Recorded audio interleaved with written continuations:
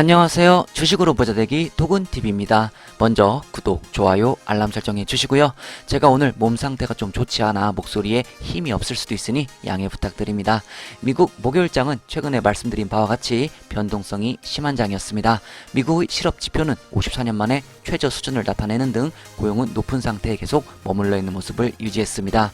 미국 증시는 연준의 긴축 속도가 예상보다 빨라질 것에 대해 당분간 변동성은 계속 심할 것으로 보여지네요. 테슬라 주가는 기가 텍사스 오픈 관련해서 1%대의 상승을 하며 장 마감을 하였습니다. 뒤에서 테슬라 기술적 분석 알아보고요. 테슬라는 텍사스의 새로운 생산시설에서 공장 개장을 시작하기 위해 15,000명을 수용한 행사를 개최하였습니다. 테슬라 차로 텍사스의 상징을 표현했고 많은 볼거리를 제공했습니다. 테슬라의 양산형 4680 배터리 셀은 기가 텍사스 사이버 로데오 이벤트에서 등장을 하였는데요.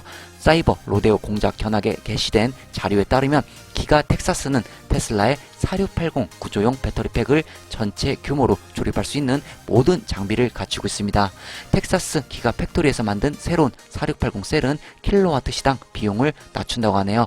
완전히 통합된 프로세스를 사용하여 최초의 대용량 구조 배터리팩을 생산 및 조립하는데 필요한 모든 것을 테슬라 공장에 갖추고 있습니다.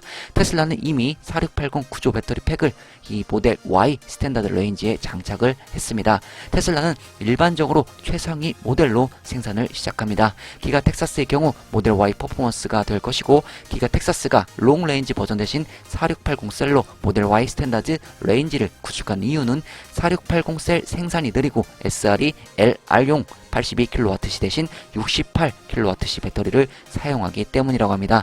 결론적으로 더 적은 수의 세포가 필요하기 때문에 이 더 많은 자동차를 만들 수 있다고 하네요. 4680 구조 팩은 배터리와 자동차 자체에 사용되는 부품수를 줄여 제조 비용에 유리합니다.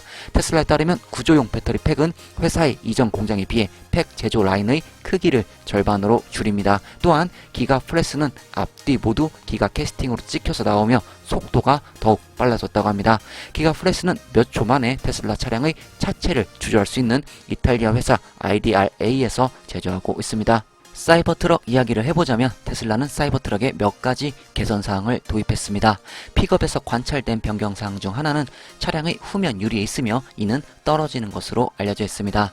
차량에는 미드가드도 있었습니다. 후방 유리를 떨어뜨릴 수 있는 능력은 화물을 운반하는 사이버트럭의 능력을 최적화하는 데 도움이 될 것이라고 보고 있네요. 차량에 사용된 요크의 중간 부분이 누락되어 있기 때문에 이는 임시 해결책일 가능성이 있다고 보여집니다. 내부도 약간 거칠어 보이며 특정 프로토타입의 외부가 실제로 전시되고 있음을 시사합니다. 카메라 부분을 보면 사이버트럭의 프론트 팬더의 사이드 리피터 카메라가 업데이트 되었음을 나타냅니다. 테슬라의 다른 차량에 있는 카메라와 유사합니다. 사이버트럭 프로토타입의 또 다른 흥미로운 개발은 차량의 팬더 플레이어 중 하나에서 발견되는 충전 포트입니다. 충전 포트의 배치가 약간 불안정한 것 같아 보인다고들 하네요. 이전에 미리 예고했듯이 전시된 차 중에는 로드스터의 모습도 보이고 세미트럭의 모습도 보였습니다. 세미트럭의 앞부분이 너무 귀여운 것 같네요. 바이든 행정부가 수요일에 고위 관리들이 자동차 CEO들과 회의를 갖는 등 새로운 국면을 맞는 것으로 보입니다. 회의의 목표는 전기차와 전기차 충전 인프라에 대해 논의하는 것이었습니다. 이번에는 테슬라 CEO 일론 머스크가 초청된다고 합니다. 드디어 일론 머스크를 바이든 대통령이 부르네요.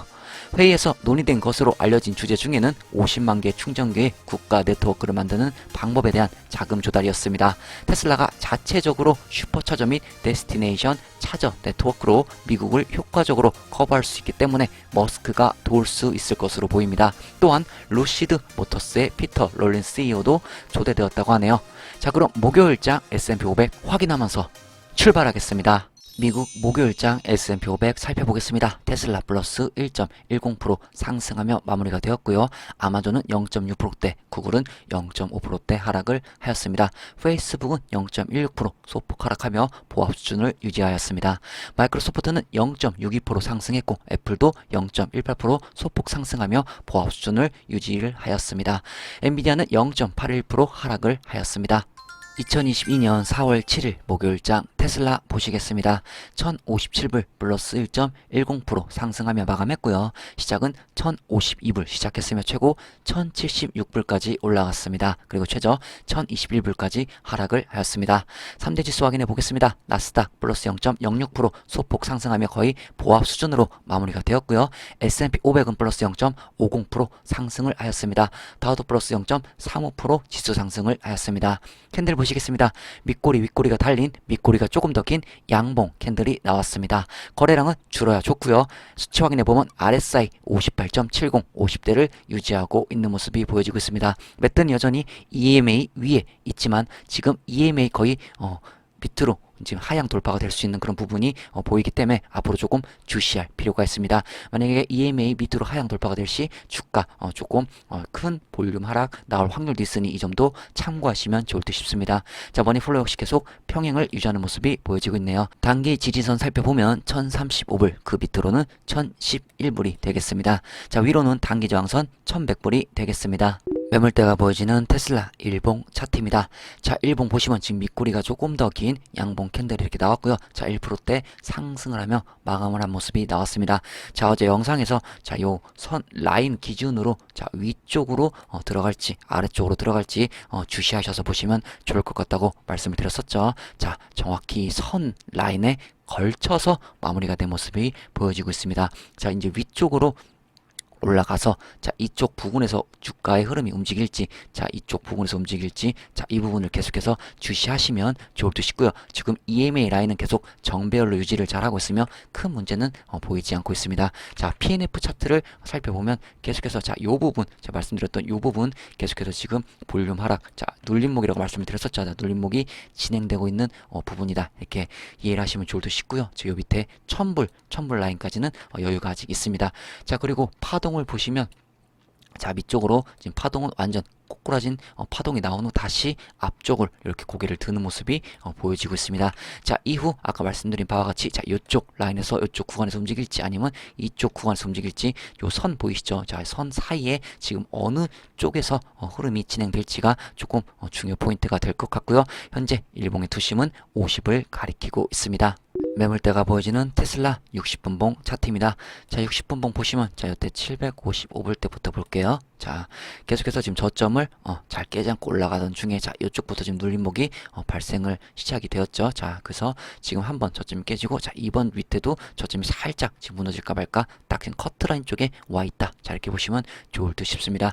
자, 계속 요 중요한 부분 자, 1030불, 1040불, 1050불 자, 이 구간이 지지 라인이 지금 잘 지지가 되는지 자, 그 부분을 보시면 좋을 듯 하고요. 자, 위쪽으로 제가 말씀드린 그 구간 지금 1100불을 일단 넘어서서 지금 위에 고점 라인 저항 라인을 뚫어야지 1200불대로 진입할 수가 있습니다. 그 라인은 1156불 저항 라인이라고 말씀을 드렸었죠. 자, 이 점 참고하시어 대응하시면 좋을 듯 싶습니다. 테슬라 오더플로우 보시겠습니다. 인플로 4380, 아웃플로 4916. 자, 전체적으로 매도세가 우위에 있던 장이었습니다. 자, 대량 매매를 살펴보면 대량 매수세가 우위에 있던 장이었습니다. 자, 목요일장은 개인들은 계속 이렇게 팔고 세력들은 일부 진입하려는 모습이 보였습니다. 자, 멤버십 게시판에서는 어제 말씀을 드린 내용인데요. 테슬라는 현재 이 서학 개미들의 3월 순매수 통계가 애플에 밀려났고요. 개인 매도세가 많이 늘어났다고 합니다. 자, 이 현상은 전체적으로 보면 좋은 현상입니다. 자, 그리고 현재 최근 세력들의 이 세력들의 흐름은 나쁘지 않고요. 이후에도 계속 주시할 필요가 있습니다. 현재 대량 매매 흐름을 보시면 자, 이런 식으로 매매 움직임이 보여지고 있습니다. 아크인베스트 ARKK 보시겠습니다. 비중 1등 테슬라고요. 9.94% 비중을 가져가고 있습니다.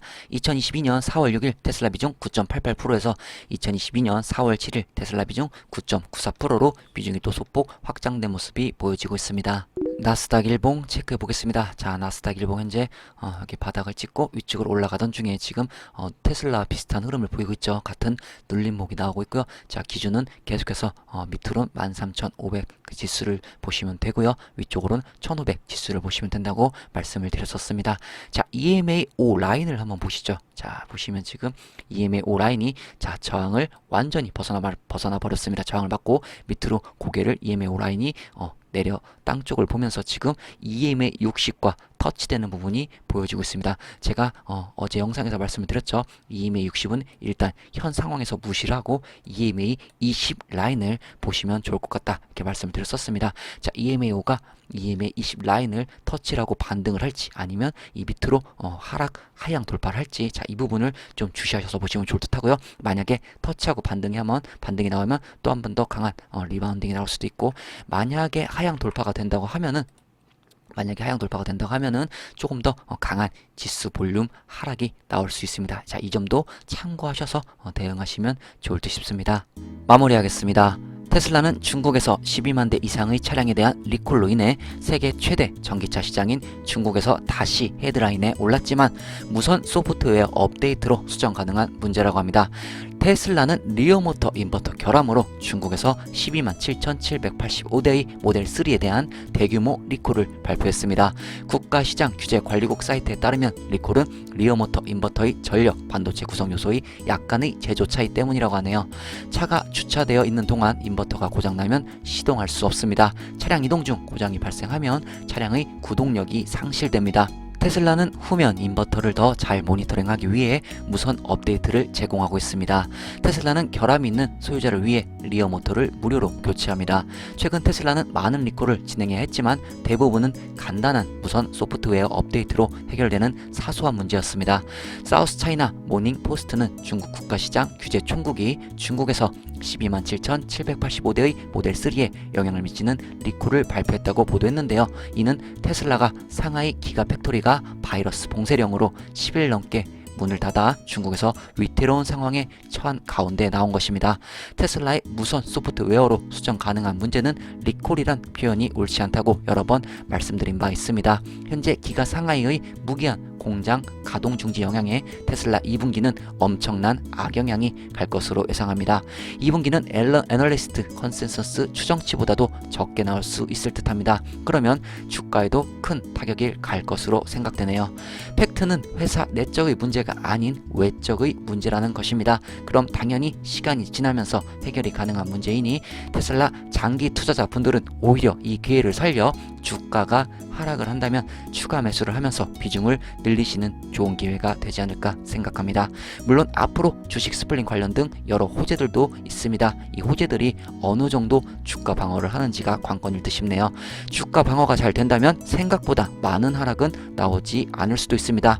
이 또한 모든 계산을 하고 어느 정도의 주가 방어를 위해 일론 머스크가 스플릿을 화두에 올린 것이라 저 개인적으로는 생각이 되네요. 테슬라는 T 로고에 대한 새로운 상표 출원을 제출했습니다. 새로운 테슬라 상품은 오늘 사이버 로데오 기간 동안 텍사스 개장을 기념하는 기타 독점 품목과 함께 구입할 수 있다고 합니다. 그리고 치킨 멤버십 가입해주신 승리 투자님 멤버십 가입을 축하드리며 감사합니다. 치킨 멤버십 이상 가입하신 회원님들은 알람 설정 전체로 해 놓으셔야 실시간 게시물 바로 확인하실 수 있습니다. 마지막으로 텍사스 오픈 기념 행사에서 일론 머스크의 이야기 중 중요 내용을 살펴보겠습니다. 멤버십 게시판에서는 내용을 정리하여 실시간으로 미리 알려드렸던 내용인데요.